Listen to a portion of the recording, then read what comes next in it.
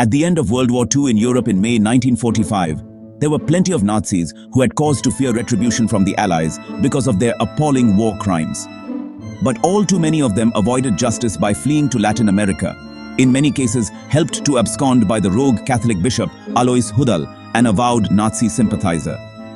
Some of the Nazi criminals were extradited and tried for their crimes, but a depressing number were able to live out their lives in countries such as Chile, Brazil, and Argentina. Watch on to find out more about what happened to some of the worst Nazi thugs at World War II's end. The Beast of Lyon. Born in Germany in 1913, at one point in his youth, it seems that Klaus Barbie had aspirations to enter the clergy. However, his career took a very different turn indeed after he joined the Hitler Youth in 1935 and then enrolled with the SD, an SS intelligence unit. He was posted to the Netherlands in 1940, where he hunted down Jews and German dissidents who'd fled the Nazis. But it was in France where he carried out his most prolific and brutal crimes against humanity. From 1942, Barbie was the Gestapo boss in the city of Lyon, where he arrested, mercilessly tortured, and executed French resistance fighters, earning the title of the Beast of Lyon. Barbie also rounded up Jews for transportation to death camps such as Auschwitz. And Barbie didn't just delegate torture duties to underlings.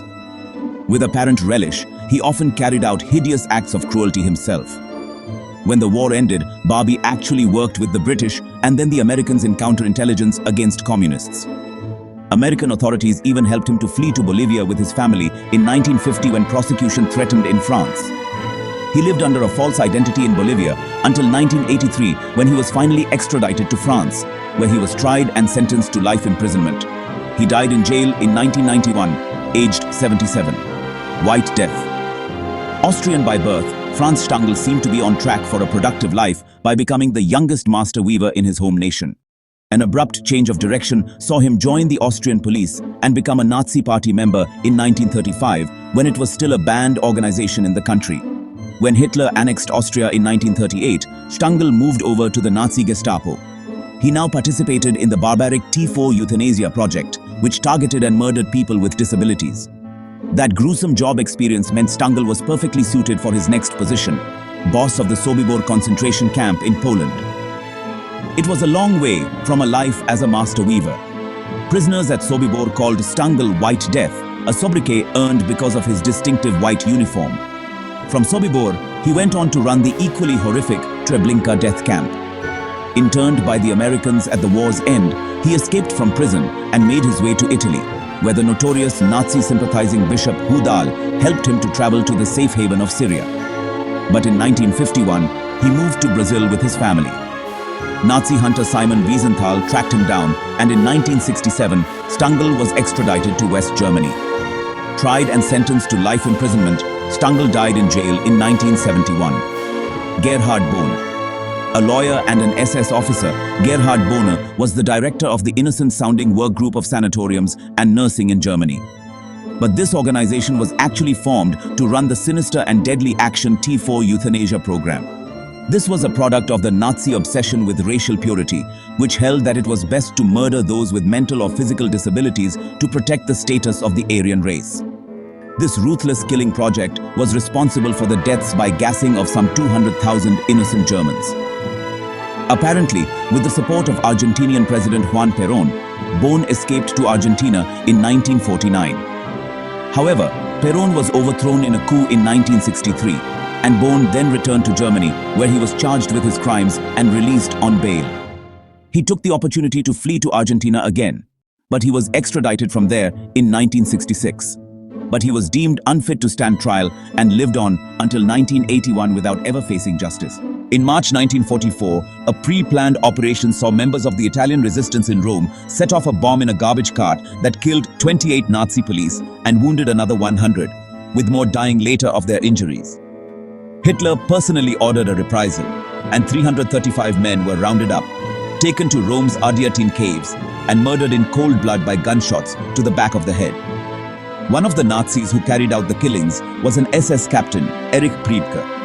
When World War II ended, Priebke was incarcerated at a British prisoner of war camp, but he escaped. He then made his way to Argentina, helped, as he later attested, by the notorious Bishop Alois Hudal. he lived with his family in his adopted country, unmolested until an ABC TV investigation unmasked him in 1994. Extradition to Italy followed, and in 1998, he was sentenced to life in prison. To the anger of many, pleading age and infirmity, he was allowed to serve his time under house arrest. He died aged 100 in 2013. Perhaps the most notorious of Nazis who escaped justice for decades after World War II, Adolf Eichmann played an absolutely key role in the planning and implementation of the Holocaust. Before he became a high-ranking Nazi, Eichmann's life was nondescript, working as a traveling salesman in Austria. After joining the Nazi Party in 1932, he rose through the ranks to a senior position in the Reichssecurity Central Office's Jewish Affairs Department. Eichmann's role, Britannica tells us, involved organizing the identification, assembly, and transportation of Jews from all over occupied Europe to their final destinations at Auschwitz and other extermination camps in German-occupied Poland. Hence, he became known as the Holocaust Architect. After World War II's end, Eichmann was taken prisoner by the Americans but escaped in 1946 and lived for several years under an assumed identity in Germany before fleeing to Argentina in 1948.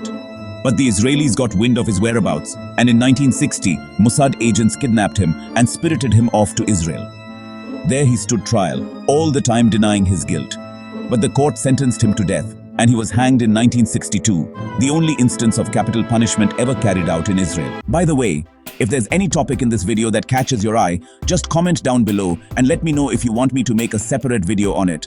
I'd love to hear your thoughts. We met the boss of Sobibor's death camp earlier, and now it's time to hear the story of his deputy, Gustav Wagner.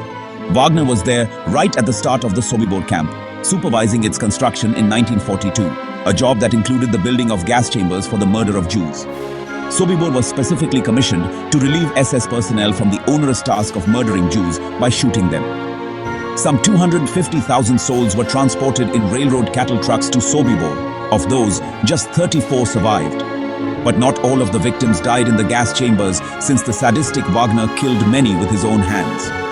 In 1945, Wagner had a short stay in the American POW camp, but was released. In 1948, accompanied by his old boss, Stangl, he fled to Syria, and 4 years later, he moved on to a new life in Brazil, living under his real name. But he was tracked down to Brazil by the relentless Nazi hunter Simon Wiesenthal in 1978, and he was imprisoned while German and Israeli applications for extradition were considered. But in the end, Wagner cheated justice by taking his own life in 1980.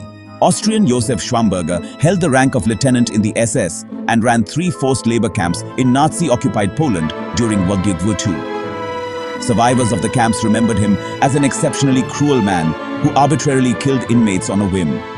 At the end of the war, he was arrested in the French-occupied sector of Austria. But as he was being transferred by train to the custody of the Americans, who planned to put him on trial, he escaped. Odessa, an underground organization dedicated to helping Nazis escape justice, then helped Schwammberger to flee to Argentina.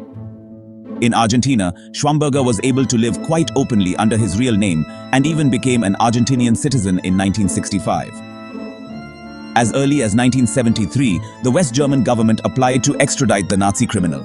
But it wasn't until 1990 that he was handed over to the German authorities. At his trial, he was first charged with 3,377 murders, with 40 of the killings personally committed by him. Eventually, he was convicted of 7 murders as lack of evidence nullified the other charges. He was sentenced to life in jail and died in prison in 2004, aged 92. Certainly, one of the best-known Nazi criminals, Dr. Josef Angel of Death Mengele, is notorious for the perverted medical experiments he carried out on Jews and Roma interned in the Auschwitz death camp. The well-qualified medic worked at the concentration camp from 1943, carrying out what Britannica describes as pseudo-scientific racial studies. As well as his gruesomely cruel experiments, Mengele played an active part in the selections, which involved sending those too weak or too ill to work to the gas chambers. Mengele's grim medical interventions included deliberately infecting wounds, murdering people so their bodies could be dissected, and sterilization procedures. After the war, Mengele posed as an ordinary German army officer and was imprisoned for a time in an American POW camp. But he was released as his true background was unknown, and under a false name, he spent 4 years as a farm laborer in Germany. Fearing arrest He traveled to Argentina in 1949 and in 1959 actually took Argentinian citizenship under his real name. But he discovered that West German and Israeli authorities were on his trail, so he moved on to Paraguay and then Brazil. Evading justice, Mengele lived there until he drowned when he had a stroke while swimming in 1979. Born into an aristocratic Prussian family, Ludolf Hermann Emanuel Georg Kurt Werner von Alvensleben-Schochwitz joined the Nazi Party in 1929 and the SS in 1934. After Hitler's 1939 invasion of Poland, von Alvensleben became a regional commander there and took an active role in the massacre of Polish Jews and others. At one point, he actually wrote to top Nazi Heinrich Himmler, complaining that some of his army colleagues were not ruthless enough when it came to mass executions of Poles. The British arrested von Alvensleben and imprisoned him in a camp near the city of Hamburg. But he escaped in late 1945 and early in the following year made his way with his family to Argentina. In 1952, while Juan Perón was president of the country, von Alvensleben was given Argentinian citizenship under the name of Carlos Luque. In 1964, a West German court issued an arrest warrant for von Alvensleben, accusing him of responsibility for the murder of 4,247 Poles. But the Nazi thug was able to live on in Brazil until his death in 1970 without paying any price for his atrocities. Walter Rauff was an SS colonel and deputy to Heinrich Himmler, the Nazi leader described by Britannica as the second most powerful man in the Third Reich. Rauff was a senior officer of an innocuous-sounding organization, the Criminal Technical Institute. But his work there was very far from innocuous. He was responsible for designing and deploying mobile gas chambers that were housed in vans and marked with Red Cross symbols. The Nazis used these vehicles to murder Jews, people with disabilities, and anyone else they didn't like. In 1945, the Americans captured Rauff in Italy, where he'd been the SS commandant of Milan. Rauff admitted the part he'd played in the mobile gassing van program, but he escaped from custody. Extraordinarily, he was recruited by Israeli intelligence to spy on Syria and was given Italian papers. He spent time in Syria, ostensibly advising the government there, and it seems that he also worked with British and American spy agencies. Expelled from Syria in 1949, Rauff headed to Ecuador, then Argentina, and finally Chile. Despite later efforts by Israel and West Germany to extradite him, Rauff never stood trial for his crimes and died in Chile in 1984. Wow, you guys have made it till the end of the video. And remember, according to YouTube, the best way to help the channel in the algorithm is to watch another one of my videos right after this one. So go ahead and check it out. Thanks for sticking around. See you soon. Until then, peace.